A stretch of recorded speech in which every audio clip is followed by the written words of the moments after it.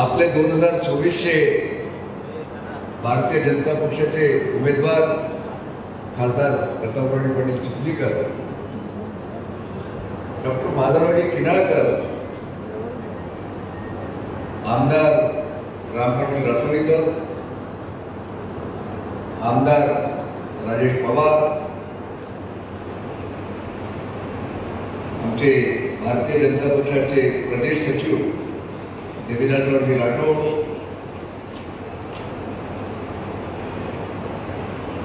आमचे सहकारी माजी आमदार ओमप्रकाशजी पटवर्धन, माजी आमदार मीनाजी घाटे, माजी आमदार सुभाषजी साबणे, मुद्दाम उदगीरहून लागलेले आमचे माजी आमदार रवींद्र केंद्रे, भारतीय जनता पक्षाचे लोकसभाचे आपले प्रमुख व्यंकटराव पाटील गोटेगावकर, गंगाधरराव जोशी, मिसाळे कुटबी, उमाकांत बोपचडे, व्यंकटराव गुजरीकर, शिवाजीराव बळेगावकर, मान्य राजेश कुलकर्णी, बाजाराव उच्चेकर, शिवाजी कनकट्टे, बाबूराव बाले, आनंदराव बिराजदार, मंगल देशमुख, रामराव नाईक, अनिल पाटील खानापूरकर, चंद्रशेखर पाटील, आमचे तालुका अध्यक्ष प्रशांत कासरवार,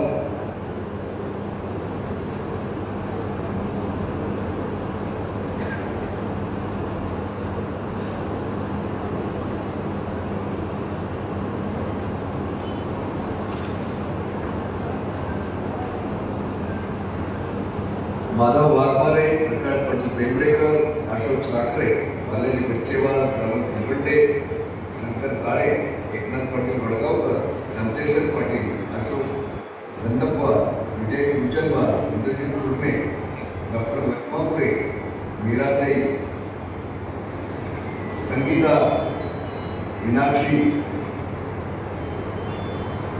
नव्यानं भारतीय जनता पक्षामध्ये प्रवेश केलेले विलुगरी देखील कर्मचारी, सर्व प्रमुख कार्यकर्ते, व्यासपीठावर मोठ्या संख्येने उपस्थित असलेले भारतीय जनता पक्षाचे नेते, पत्रकार, उपस्थित बनवणे होईल. अतिशय विस्ताराने या ठिकाणी माझ्या पूर्वीची भाषणं झाली, खूप चांगली भाषणं झाली, खूप वेळ झालेला आहे. कार्यक्रमाचा अध्यक्ष म्हणून आपल्या सर्वांची क्षमा मागून मला थोडं बोलणं पाहिजे, म्हणून काही विचार मी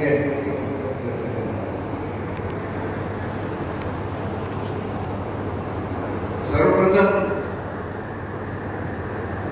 संतप्रभूजी आपण उल्लेख केला, व्यंकटराव पाटलांनी उल्लेख केला, प्रतापराव उल्लेख केला. देशाचे पंतप्रधान नरेंद्रभाई मोदी, देशाचे गृहमंत्री अमितभाई शाह, अध्यक्ष नड्डा साहेब आणि आपले महाराष्ट्राचे भारतीय जनता पक्षाचे नेते मुख्यमंत्री देवेंद्रजी फडणवीस यांनी आमचे नेते अशोकराव चव्हाणांना राज्यसभेवर घेतलं, त्याबद्दल जोरदार टाळ्या वाजवून आणखी थोडं जोरात झालं पाहिजे.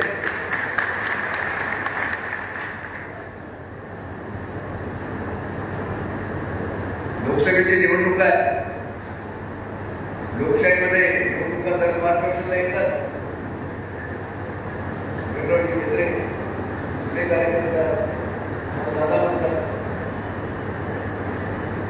भारतीय जनता पक्षामध्ये 23 मंत्री, अतिशय हाडाचा कार्यकर्ते, निवडणुकीमध्ये पक्षाच्या प्रत्येक कार्यकर्त्याला उमेदवारी मागायचा.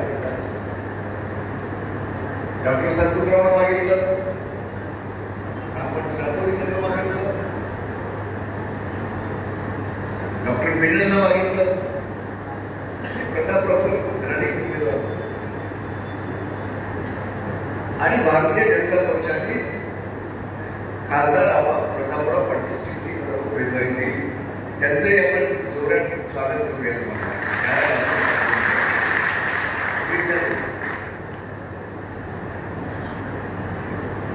माझ्या दृष्टीने कोणीतरी 2-3 विषय महत्वाचे माधवराव किनाळकर बोलले विषय विस्ताराला. निवडणुकीला आज आहे 23 तारीख, नांदेडमध्ये मतदान आहे 26 ला, म्हणजे 24 ला प्रचार झाला. म्हणजे आपल्याकडे मोजून 30 दिवस आहेत. लोकसभा मतदारसंघ 2060 बूथ आहेत. 2060 इथं समोर जे आमचे बसलेले कार्यकर्ते आहेत, गावाच्या ग्रामपंचायतीमध्ये त्याला काम येते.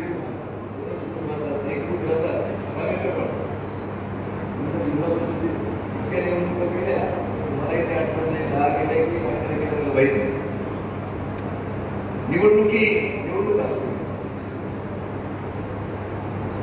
गोविंदरावांचे वडील सांगले त्या गावाच्या आसपास बागी राहायचा, सशेपणी राहायचे, आणि त्यावेळेचे पाटील लोक थोडं सशेपणीची शिकार केले.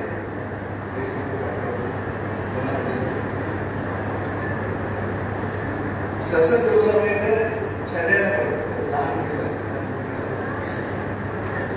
आमचे वडील जेव्हा सशस्त्र शिकायला जायचे, रायफल घेऊन जायचे. शर्याची घ्यायची वेगळं की रायफल कशाला, तर वाघाला पुणे कशी करत चालला. वडील बोलले की जेव्हा वाघ कुठून बाहेर सांगता येत नाही, त्याची तयारी पाहिजे. म्हणून माझी आपल्याला विनंती आहे की ह्या निवडणुकीमध्ये कोल्ह्याची शिकार नाही, वाघाची शिकार आहे. समजून तुम्हाला सगळ्या कामाला लागलं. आज देशातल्या लोकांना आहे 2024 मध्ये परत नरेंद्र मोदी या देशाचे पंतप्रधान झाले पाहिजे, हे सर्व लोकांची अपेक्षा आहे.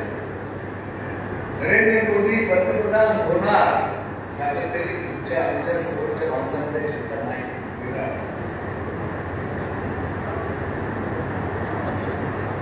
नरेंद्र मोदी साहेबांचे हात मजबूत करण्यासाठी नांदेड लोकसभेचा बीजेपीचा खासदार माझी विनंती आहे. सुभाष साबणे म्हणाला, काही लोक म्हणाले 50,000 लीड, 40,000 लीड, अशा आता तसं म्हणू सुभाष या लोकांना इतकी देण्यासाठी म्हणा.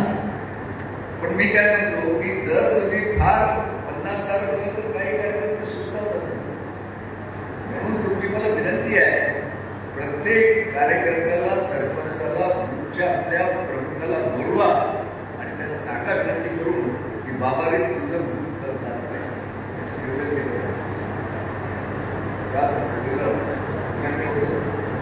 अमितभाई शहा नेहमी आपल्या कृतीमध्ये नाही. जो पक्ष भूत जिंकला तो निवडणूक जिंकली.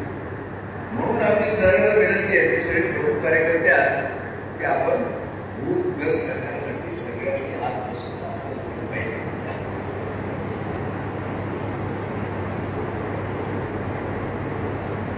अशोकरावजी पक्षात आले,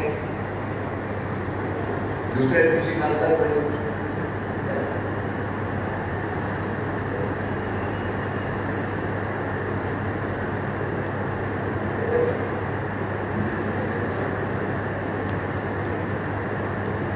प्रधानमंत्र्यांना उमेदवारी मिळाली.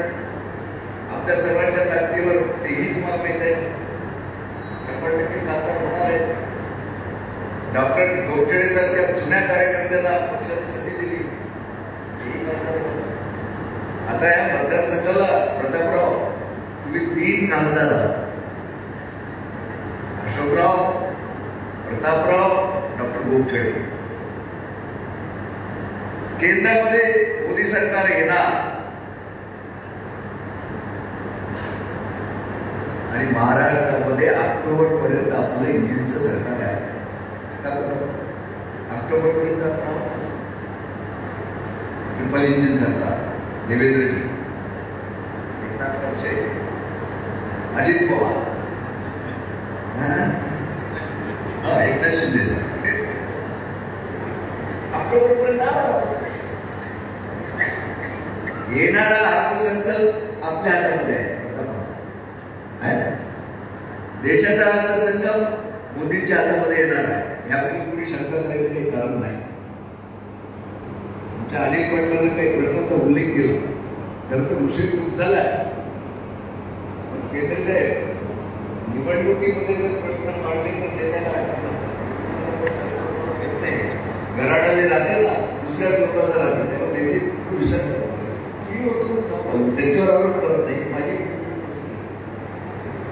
म्हणून विरोधी देखीलच्या दृष्टीने तुमच्या अतिशय महत्वाचे प्रश्न आहे मी उल्लेख करणार आहे अशोक तुमच्या उपस्थितीमध्ये वेळ घेतो करू का करा म्हणा की सगळ्यात पहिला प्रश्न देगलूरच्या शेतकऱ्याच्या दृष्टीनं आणि देगलूरच्या शहराच्या विकासाच्या दृष्टीनं लेडी धरणाचा आहे. मला आजही आठवतं आमचे नेते डॉक्टर शंकरराव चव्हाणांनी 1989 मध्ये मुख्यमंत्री असताना मला आठवतं 1980 मध्ये या मतदारसंघातून आमदारकी लवकर आहे त्या भागाला पाणी मिळालं पाहिजे म्हणून मी सतत साहेबांकडे पाठपुरावा केला. विषय आंध्र प्रदेश आणि महाराष्ट्राचा होता. बेंगलराव त्यावेळेस महाराष्ट्र आंध्राचे मुख्यमंत्री होते. साहेबांना तो गोदावरीकडचा कुठवला आला आणि खासदार होता. म्हणजे आज जवळपास 34 वर्षापासून काही घरामध्ये पुनर्वसनाने पडत राहतात. ज्यांना पाणी पिळून पाणी मिळावं गाव वाटते हा विषय आहे. पण आता हे धरण गॉड पिढीच्या स्टेजला आहे. 2-4 गावाचा जर पुनर्वसनाचा प्रश्न सोडला ज्याची जाणीवच्या व्यंकट आमच्या इतर कार्यकर्त्यांनी निघलाय माझी अशोकरावना प्रतापरावना डॉक्टर लोकछडेना हा जोडून विनंती राहील की हे निवडणूक झाल्यानंतर देशाचे पंतप्रधान नरेंद्र मोदी झाल्यानंतर सगळ्यात अगोदर आमच्या लेडी धरणाचं पाणी अडवा. मी खडके भागातून नेहमी येतो त्या बाळावरती सिमेंटचं करणं पाहिल्यावर आनंदी होतो आणि दुःखही वाटतं. आमचा आणि खानापूरचा बाळावर आहे याचं पाणी मिळत होतं बऱ्या पाणी शंकरराव साहेबांनी नळ बाजूवरचं पाणी पिलं. तुमच्या गावाकडे तो कॅनल चाललाय मला नेहमी आनंद होतो की कॅनलकडे पावल्यानंतर आणि दुःखही वाटतं पाणी कमी आहे. म्हणून माझी तिन्ही खासदारांना विनंती आहे आता आम्ही थांबू शकत नाही. येणाऱ्या जून महिन्यामध्ये क्रॉस फिलिंग झालं पाहिजे. प्रतापराव उठून कृपा करून थोडंसं आम्हाला सांगा. आपल्या बैठकीत नंतर अजून भाषण करायला लोकांना काय लोक चुकले तो काही लोक म्हातारे होऊन गेले आपल्यासारखे मागवतो काही लोकांचे लग्न झालं नाही.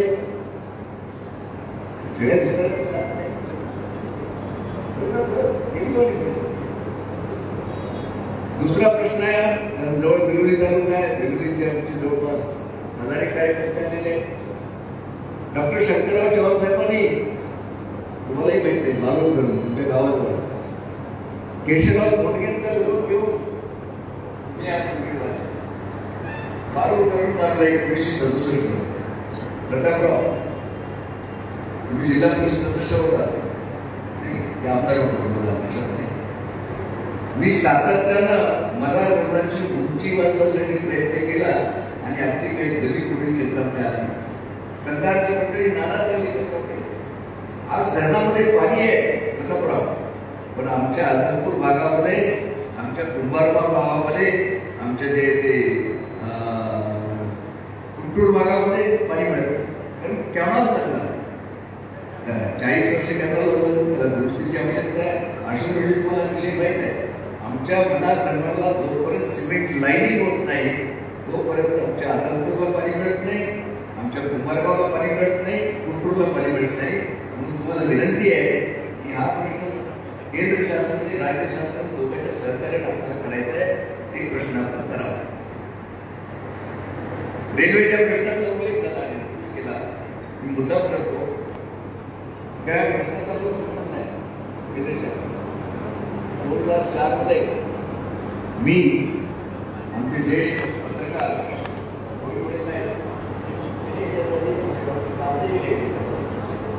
मराठवाडा विकास मंडळाचे आम्ही सर्वांनी आंदोलन केलं, प्रयत्न केले आणि हजार लोक ममता बॅनर्जी रेल्वे मंत्री होत्या त्यावेळेस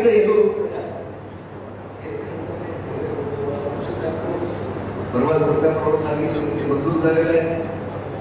आम्हाला जोपर्यंत पंतप्रधानांच्या हस्ते त्याचं उद्घाटन होणार नाही तोपर्यंत आम्हाला त्याचं समाधान होणार नाही. आम्हाला तर पाहायला मिळणार नाही. प्रतिमा 25-30 वर्षाचे आहे त्या रेल्वेमध्ये बसू द्या, आम्ही बसायचा विषय नाही. रेल्वे इतके लवकर आमचं बालाजी बसलं तर बसलं कारण नाही.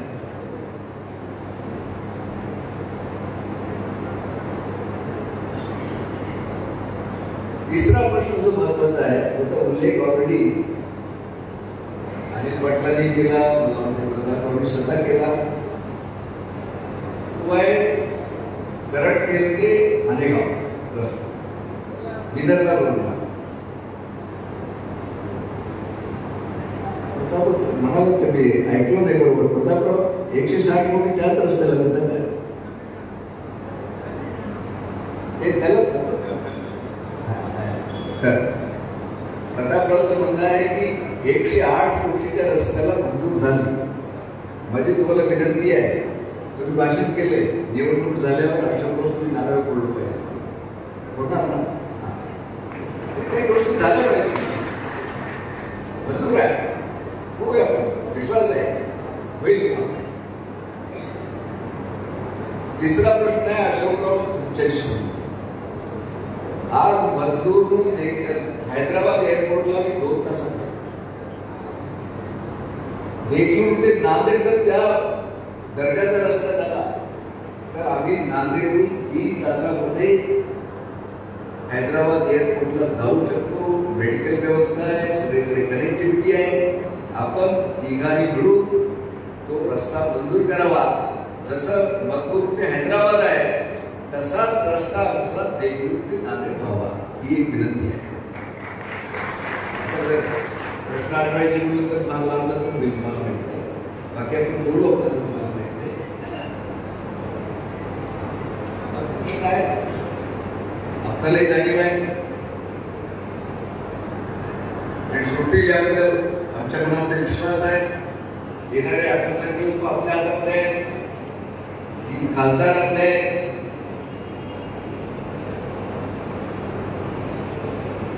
अशा प्रकारे जातं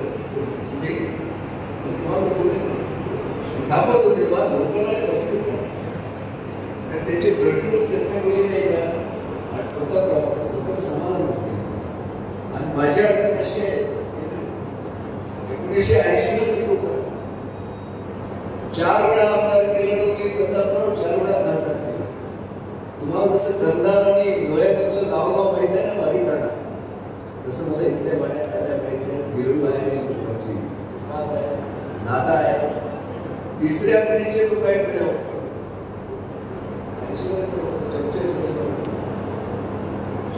विनंती आहे. म्हणून मला प्रश्न मांडल्याशिवाय मला समाधानच होत नाही.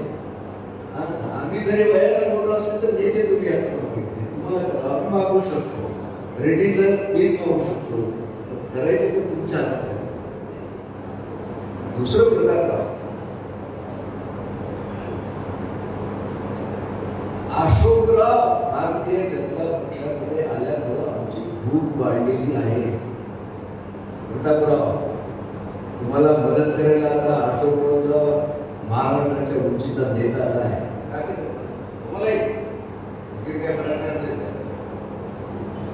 अशोकराव नांदेड इथे मर्यादित नाही.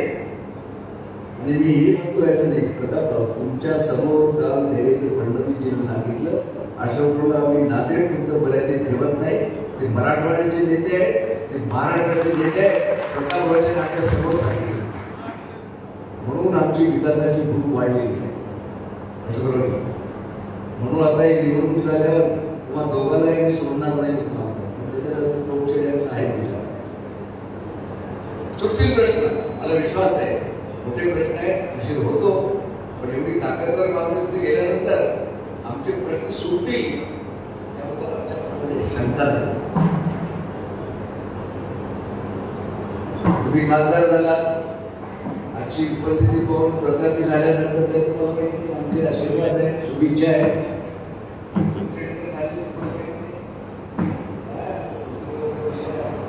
विषय आहे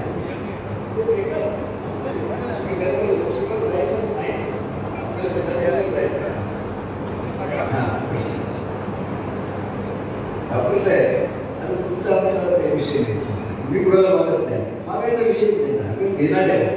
विनाकारण आता देणार आहे, मागणार नाही. आम्हाला देणाऱ्यामध्ये घ्या, मागणाऱ्यामध्ये घेऊ नका. आमचे आशीर्वाद घ्या, आम्ही सल्ला देऊ, घेऊ वाटले घ्या, न घ्या, सल्ला देणार. अशोकरावच्या उंचीचे नेते आल्यामुळं नांदेडची, मराठवाड्याची खासदार झाले.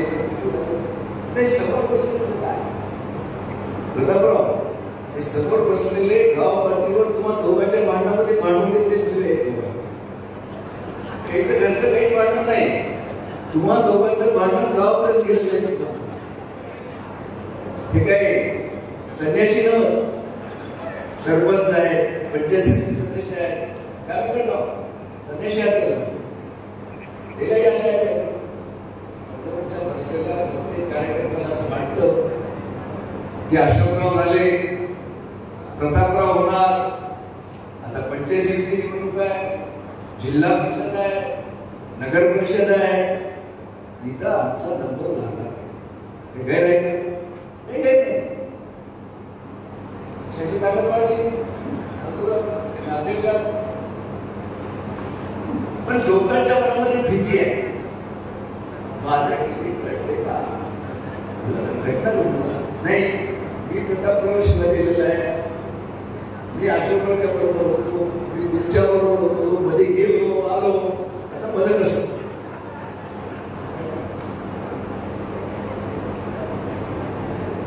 तुम्ही होता त्या मिटिंगला केंद्र साहेब, अमित भाई शाह देशाचे नेते होते, भारतीय जनता पक्षाचे देशाचे अध्यक्ष होते, मी उपाध्यक्ष होतो. विस्तारित कार्यकारिणीची मुंबईला बैठक, मुख्यमंत्री आमचे देवेंद्र फडणवीस साहेब होते आणि रावसाहेब दानवे अध्यक्ष, आणि अमितभाई शहाच्या अध्यक्षतेखाली मिटिंग झाली. प्रतापराव, तुम्ही तेव्हा शिवसेनेत होता, मी तिकडे जाऊन नंतर इकडे आलो.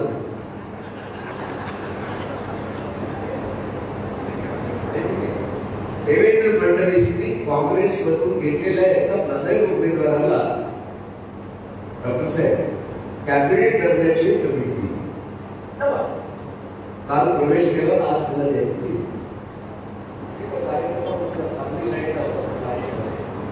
सांगली साईडचा कार्यकर्ता, जुना बिचारा 40 वर्षापासून बीजेपीमध्ये काम करणारा, उठून अमित भाईला म्हणाला, अमित भाई कालच काँग्रेसचा आला ना, असं कॅबिनेट करण्यात 40 वर्षापासून आहे, माझं काय झालं?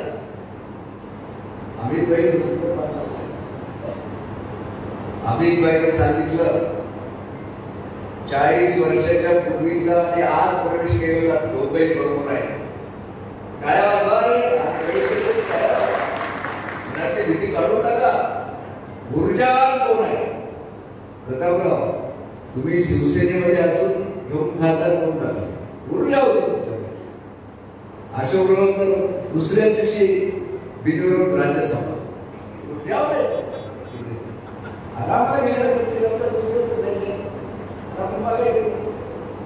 म्हणून कार्यकर्त्यांकडे विनंती आहे, कृपा करून मनामध्ये ही शंका नका.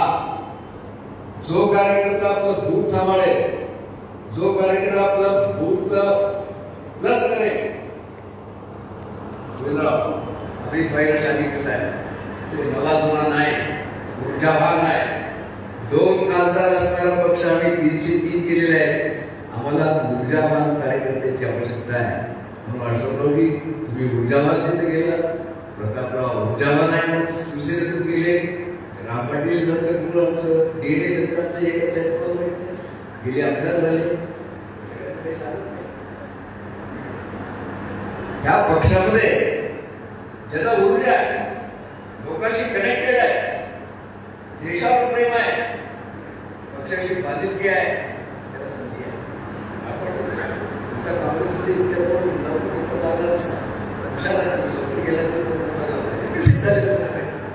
चहा पाणी नाही उकळलं न चहा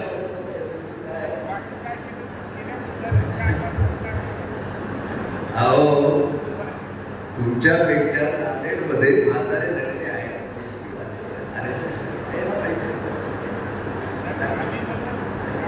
केलं नाही म्हटलं नाही हो, तुम्ही केलं नाही म्हटलं नाही. समोरच्याला म्हणला की राम पाटलाला संधी मिळाल्यासारखं आज प्रवेश केले त्यालाही संधी आहे. कोणीही काळजी करू नका. अशोकराव आणि प्रतापराव आमची विनंती आहे, मागचे तुमचे भांडण लक्षात ठेवून कुणासाठी कापू नका. जन ऊर्जावान आहे, जो निवडून येतो, जो बूथ सांभाळतो, गाव सांभाळतो, त्याला पंचायत समिती, जिल्हा परिषद, नगर परिषद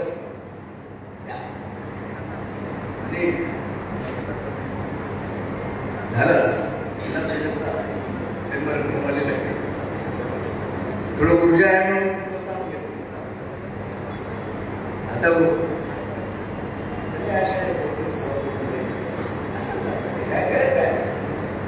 सभापती व्हायचं असेल तर मेजॉरिटी यायचं असेल तर सगळ्यांना एकत्र काम करावं लागेल. अजून एक गोष्ट प्रतापराव मुद्दा सगळ्यांना मी सांगू इच्छितो आणि तुमच्या सहमतीनं सांगतो. गोविंदराव, कालच मुंबईला महाराष्ट्राचे नेते देवेंद्रजी फडणवीस, अशोकरावजी आणि प्रतापरावच्या उपस्थितीमध्ये आपली बैठक झाली. त्या बैठकीमध्ये मी सहज म्हणालो, देवेंद्रजी तुम्ही वयाला लहान, अशोकरावजी वयाला मोठे, माझी पूर्ण मुख्यमंत्री आहे, पण नेते म्हणतात महाराष्ट्राचे नेते देवेंद्रजी फडणवीस, देशाचे नेते पंतप्रधान नरेंद्र मोदी. मी म्हणले की अशोकराव नांदेडचे नेते. देवेंद्रजी काय म्हणाले मला माहित नाही. अशोकराव महाराष्ट्र नांदेडचे नाही, मराठवाड्याचे आणि महाराष्ट्राचे. अशोकराव मला मुद्दाम सांगितलं पाहिजे, प्रतापराव तुम्हाला उठून सांगायचं आहे की तुम्हाला अशोकरावच्या नेतृत्वाखाली काम करायचं आहे, पण केलेलंच आहे. तुम्हाला माहिती आहे तुमचं डीएनए खरं तर काँग्रेसच आहे, फार अडचणीचा विषय नाही. तुम्ही उठून सांगा, लोकांना आश्वासन द्या. त्याच्या पुढे तुमच्यात आणि अशोकरावमध्ये वाद होणार नाही. अशोकराव तुम्ही मिळून गाव बंदीच्या आमच्या कार्यकर्त्यांना संरक्षण द्या. ज्याच्यामध्ये ऊर्जा आहे त्याला पंचायत समिती सदस्य करा, जिल्हा परिषद करा, नगर परिषद करा. हे तुम्हाला सांगितलं पाहिजे. प्रतापराव उठून थोडं सांगा अशी माझी विनंती आहे.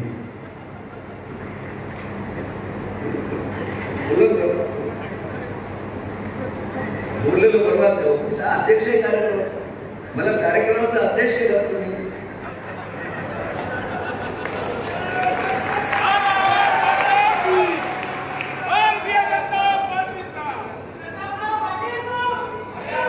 मी अगोदर भाषणाची सुरुवात करताना त्यांना आदरणीय नेते अशोकरावजी चव्हाण साहेब असं म्हणालो.